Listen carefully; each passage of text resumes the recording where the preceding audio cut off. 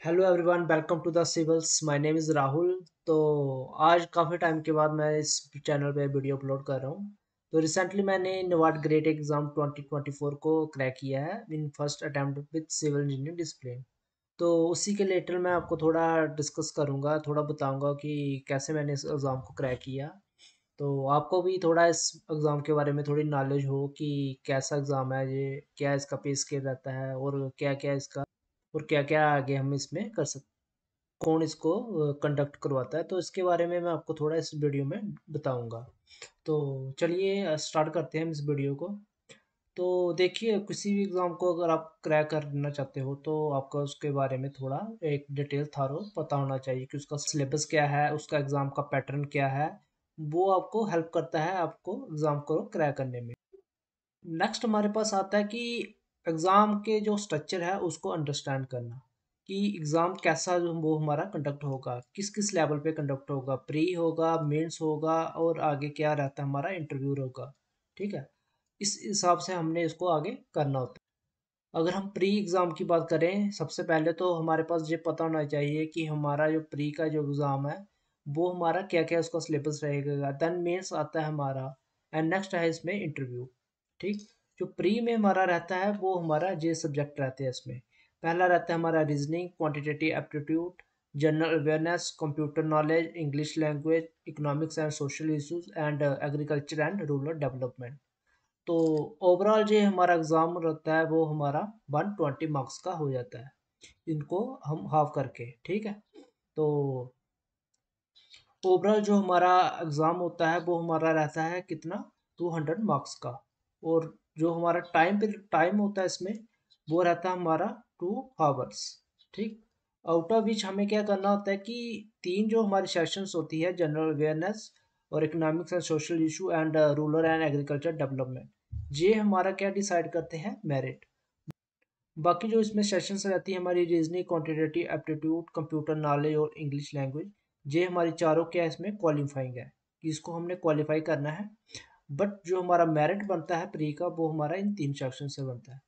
तो ओवरऑल आपको जो मेन फोकस रहता है कि वो आपकी ये इन तीन सेक्शंस है जहाँ पे मेरिट बनता है उसको आपने अच्छे से पढ़ना है, like general awareness, economic and social issues and ARD। ठीक, ये हमारा इसमें प्री का था। तो मेंस में आते हैं तो मेंस का इसका रहता है कि पेपर वन होता है, देन पेपर टू होता है। पेपर वन जो होता है वो कॉमन रहता है सबके लिए, जनरल इंग्लिश।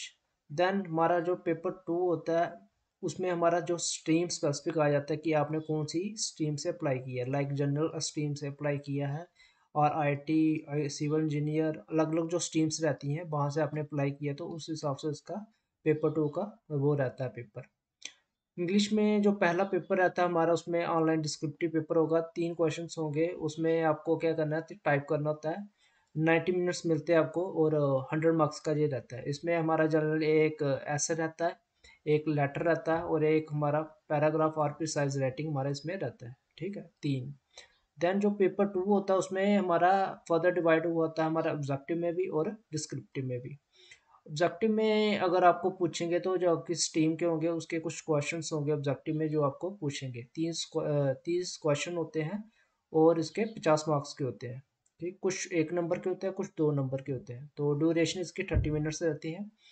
देन आके आगे आते हैं हमारे डिस्क्रिप्टिव टाइप। डिस्क्रिप्टिव में हमारा क्या रहता है, 6 क्वेश्चंस रहते हैं जो आपको पूछे जाएंगे। कुछ इसमें से हमारे आपको अटेम्प्ट जो करने होते हैं वो 4 अटेम्प्ट करने होते हैं। दो हमारे जो क्वेश्चन होंगे वो 50 मार्क्स के होंगे और दो ही हमारे 10-10 मार्क्स के रहते हैं। ठीक, तो जो टोटल मार्क्स बनते हैं वो हमारे बनते हैं इसमें 50, 30 और 20। और इसमें हमें जो टाइम मिलता है वो 90 मिनट्स मिलता है। तो ये हमारा इसमें कीबोर्ड पे आपको ये टाइप करना पड़ता है सारा। ठीक है, वहाँ पे। तो ये हमारा पेपर वन और पेपर टू रहता है मेंस एग्जामिनेशन के लिए। नेक्स्ट हमारा अब क्या बनता है कि क्वालिफाई करने के लिए आपको इसको एक पूरा ही ओवरऑल इसका एक मेरिट बनता है क्वालिफाई करने के लिए। देन हमारा क्या आता है थर्ड स्टेज इंटरव्यू की। वो आपका डिपेंड करता है कि कौन सा आपने डिसिप्लिन से चुना है, तो उसके अकॉर्डिंग आपका वो इंटरव्यू रहता है। देन मेन जो हमारा आ जाता है कि स्टडी मटेरियल कैसे होना चाहिए हमारे पास, कौन कौन से बुक्स रेफर किए थे मैंने और कौन कौन से आपको करने चाहिए। तो मैंने आपको बताया था कि प्री में हमारे 3 ही रहते हैं जनरली। पहला आ जाता हमारा जनरल अवेयरनेस, देन सेकंड आ जाता हमारा इकोनॉमिक्स, थर्ड आ जाता हमारा एआरडी। तो ये आपके मेन जहाँ पे फोकस करने वाले एरिया है, जहाँ पे आपको मेरिट बनता है। तो इनके लिए आप ऑनलाइन सोर्सेज भी फॉलो कर सकते हो, और आपको अगर कोई स्टैंडर्ड बुक्स फॉलो करनी है तो आप किसी स्टैंडर्ड बुक को फॉलो कर सकते हैं एग्रीकल्चर के लिए, और कोई भी यहाँ पे स्टैंडर्ड बुक्स नहीं जुड़ता है। ऑनलाइन सोर्सेज में आप फॉलो कर सकते हो कोई भी मैगजीन्स हो गई या न्यूज़पेपर हो गए, तो आप उसको वहाँ पे फॉलो कर सकते हो। जो जो मैंने फॉलो किया था वो मैंने एक योजना की मैगजीन्स आती है उनको मैंने फॉलो किया था। और साथ साथ में जो प्रीवियस ईयर के क्वेश्चंस हैं उनको आप देखो कि कैसे कैसे उनका पैटर्न है, कौन कौन से क्वेश्चन से रिवाइज हो रहे हैं, कौन कौन से क्वेश्चंस वहाँ पे रिपीट हो रहे हैं, तो आप उन पे फोकस कर सकते हो। ठीक है। नेक्स्ट जो हमारा रहता है कि एक स्ट्रक्चर स्टडी प्लान होना चाहिए आपके पास, कौन कौन से सब्जेक्ट को कितना टाइम देना है, और साथ साथ में कितनी रिविजन्स करनी है, और एक प्रॉपर आपके पास सेट गोल्स होना चाहिए कि कौन कौन से मैंने आपको उसको क्रैक करने के लिए कौन कौन से यहाँ पे स्टेप्स लेने हैं, वीकली मंथली, और आपने जो डेली स्टेप्स लेने हैं। ठीक है। नेक्स्ट इसमें यही रहता है कि आप पहले तो अपने टाइम उस पर फोकस करो, जो आपके स्ट्रेंथ वाले एरियाज हैं उस पर आप अच्छे से पकड़ करो। नेक्स्ट ये रहता है कि आप मल्टीपल रिवीजन करो, और देन आप डेली अपनी प्रोग्रेस को देखते रहो। ठीक है। जनरली आपको 2 से 3 मंथ लग जाते हैं अगर आप प्रॉपर इसको फॉलो करते हो शेड्यूल को। नेक्स्ट जो रहता है इसमें जनरल अवेयरनेस, जो मैंने आपको बताया कि इस पर फोकस करना है, और साथ में इकोनॉमिक्स वाला पोर्शन भी आपका, और ए आर डी पोर्शन है जो, इस पे आपने फोकस रखना है। ठीक है।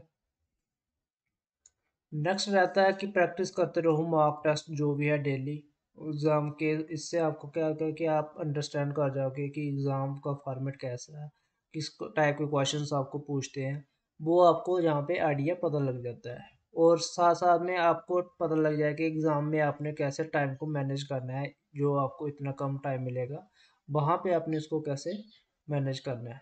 और अपनी परफॉर्मेंस को भी आप यहाँ पे एनालाइज करो मॉक टेस्ट देके। ठीक है। नेक्स्ट रहता है कि अपनी राइटिंग स्किल्स, जो राइटिंग स्किल्स आपको काम आएगी मेंस के एग्ज़ाम में। मेंस आपका प्योरली आपका राइटिंग स्किल्स के ऊपर है, आप कितनी जल्दी टाइप कर सकते हो, और आपको वहाँ पे टाइम जो है वो कम ही होता है, तो आप कितनी जल्दी वहाँ पे टाइप करके अपने एग्ज़ाम्स को पूरा कंप्लीट कर सकते हो।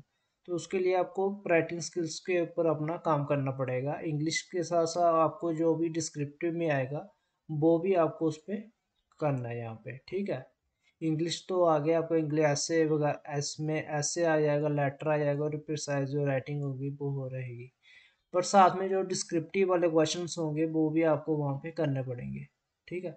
तो उसकी भी आपने साथ साथ प्रैक्टिस करनी है।